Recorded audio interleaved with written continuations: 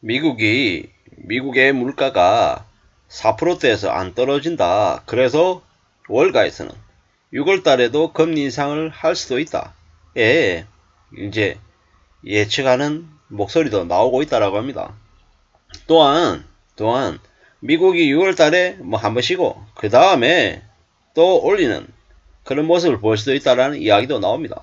지금 현재 미국이 5.25%인데 미국이 2023년에 두 차례 정도 더 올려서 5.75까지 간다라는 얘기도 있습니다. 그리고 한국은 반대로 8월 달에 금리를 인하할 수 있다라는 이야기도 계속 나옵니다. 3.5인데 뭐 3.25든 3.0이든 내릴 수 있다라는 겁니다. 미국이 두 차례 올려서 5.75가 되면 한국은 3.5인 상태로 유지만 해도 한미금리 격차가 2.25 이상 벌어집니다. 어떻게 되겠습니까? 한국의 채권금리 폭등하고 한국이 수입과 수출을 하는 나라인데 수출이 괜찮아질 수 있겠습니까? 자금 조달이 쉽겠습니까? 어렵죠. 게다가 뻔한 얘기입니다만은 국가와 미국, 한국이라고 하는 나라, 그리고 가계, 그리고 기업, 대출이 부채가 엄청나죠. 그걸 감당할 수 있겠냐고요. 감당하기 어려운 상황인데도 지금의 윤석열 정부는 금리를 올리지 않고 그저 유지하거나 되려 더 내릴 공리를 계속하고 있습니다. 왜 그러겠습니까? 왜? 지금의 윤석열 정부를 두둔하기 위함이 아니라 윤석열 정부의 입장에서 보는 겁니다. 그렇게 금리를 올리면 부동산 가격이 더 빨리 폭락할까봐 우려하는 거죠. 근데 확실한 건 뭡니까? 한국의 기준금리를 올리지 않고 저 상태로 계속 내버려 두면 한국의 경제는 더 나락으로 떨어진다는 것. 그리고 부동산은 감히 말씀드리건데 2024, 2025, 2026 어쩌면 2027년, 2028년까지도 내려갈 수도 있겠다라는 겁니다. 지금 가격에서 어느 가격까지 내려간다? 2014년, 15년까지 간다.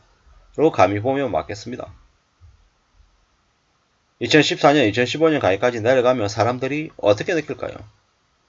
충격과 대원 돈에 휩싸이겠죠. 연끌에서 부동산을 산 사람들은 이제 평생 빚 갚으며 살아야 됩니다. 두 손 두 발 들게 젊은 20대 30대가 연끌에서 집을 샀다. 파산하거나 개인의 생각에끔 금융권이 놔주지 않습니다. 죽을 때까지 뜯어먹게 시킵니다. 외벌이였으면 맞벌이하게 만들고 맞벌이하고 있으면 투잡 쓰리잡 더하게 만들고 어떤 식으로든 다 뜯어내서 수십 년간 노예 삼아서 총액으로 봤을 때 훨씬 더 많이 뜯어가게 만들 겁니다. 절대로 그냥 놔두지 않습니다. 포기하게 놔두지 않는다라는 거죠. 그리고 50대 60대인데 뭐 이래저래 좀 애매한 상황이다 라고 하면 바로 경매 처분해가지고 가지고 있는 부동산도 뺏고 차도 뺏고 온갖 것들 전부 다 빼앗아 갈 겁니다. 은행 입장에서는 절대로 손해보는 짓을 하지 않을 거다라는 겁니다. 우리가 경기 대응 완충 자본 적립 1% 한다라는 뉴스를 최근에 봤습니다. 경기 대응 완충 자본 1% 적립의 의미가 뭡니까? 은행들에게 금융권들에게 대출해 주지 마 1번. 2번 1% 중단금 적립하기 위해서 기존에 대출받은 이들에게 2%든 3%든 가상금리 먹여야 되는 거죠. 세 번째 뭡니까? 은행들이 이제 기존에 배당을 해줬다고 하면 배당해줄 수 있는 여력이 이제 상당수 줄어들어서 배당 못 해주는 거죠. 빚낸 사람들 입장에서는 어떻게 됩니까? 아비규환 지옥이 벌어지는 거죠. 빚을 내서 또 이자 내고 있던 사람들은 이제 더 이상 빚 내가지고 이자 못 내는 거죠. 망가지겠죠. 반대로 자기 돈을 가지고 있고 채권을 사거나 주식을 사려고 하는 사람들 입장에서는 어떻게 되겠습니까? 싼 값에 살 수 있겠죠. 금융주가 배당 안 해주면 금융주 주가 떨어지겠죠. 그리고 금융기업들이 자금 조달하려면 채권시장에서 채권 발행하면 채권금리 올라가겠죠. 결국 돈 있는 사람들에게는 더 좋은 일이 생기는 거고 돈이 없고 빚진 사람들에게는 지옥이 펼쳐지는 거다라고 봐야 됩니다. 미국의 물가가 안 떨어진다. 월가에서는 6월달에 미국의 기준금리 인상에 배팅을 한다. 이 말은 결국 미국의 기준금리 높아져 있는 상태로 한동안 지속될 거다라고 봐야 된다라는 거죠. 한국 언론에서는 미국이 2023년 하반기에 금리 내릴 거다.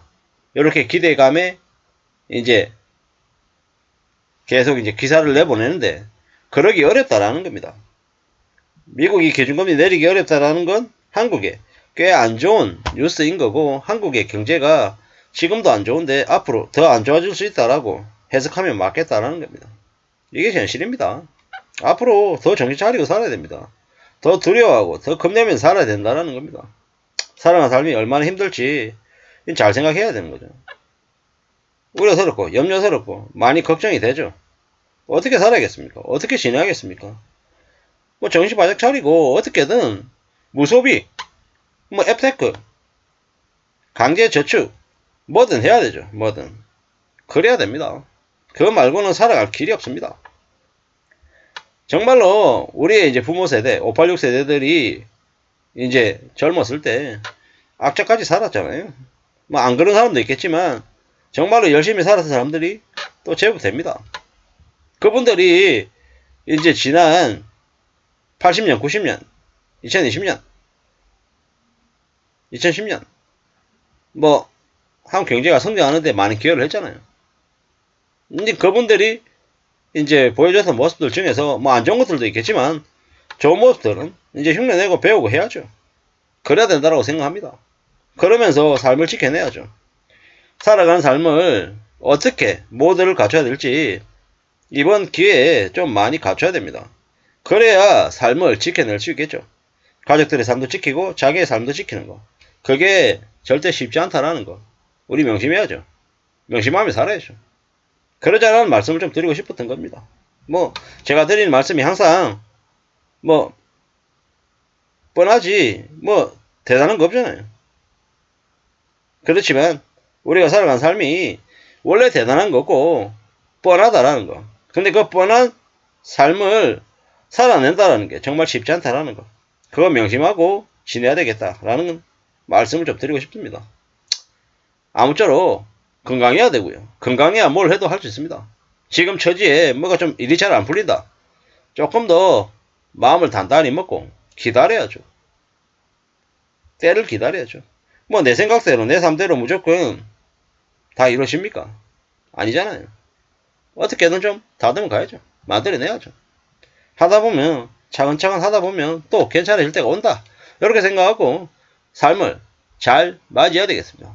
절약하고 아끼고 또 성실하게 지내면 큰 부자는 못돼도 그래도 중산층의 삶은 살 수 있지 않을까라고 생각하면서 제가 제 자신에게 마음을 또 다져먹습니다.